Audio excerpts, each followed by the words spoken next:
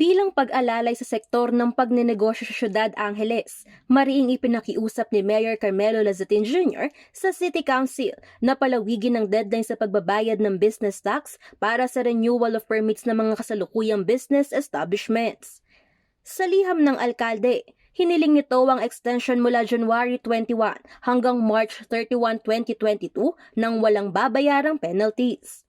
Hiniling din ni Lazatin sa sangguniang panlungsod na pinamumunuan ni Vice Mayor Vicky Vega Cabigting na magpasa ng resolusyon para sa 2 buwang extension at binanggit din nito ang temporary lockdown sa ilang opisina ng gobyerno na may kinalaman sa pagbabayad ng dahil na rin sa pandemya.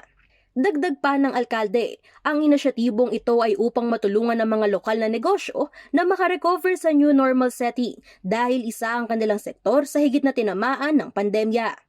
Kumpiyansa si Lazatin na kaisa niya ang City Council sa hangaring matulungan ng mga namumuhunan sa syudad at ngayon pa lang ay nagpapasalamat na ito sa konseho.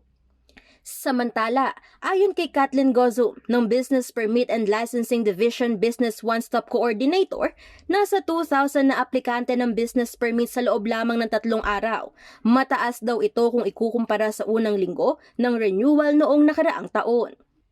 Dagdag pa ni Gozum, regular ang isinasagawang inspeksyon sa mga business establishment sa syudad upang matiyak na naipatutupad ang safety at health protocols.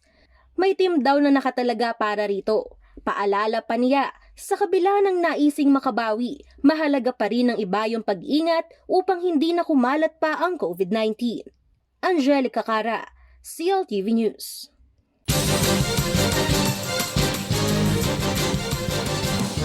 Thank you.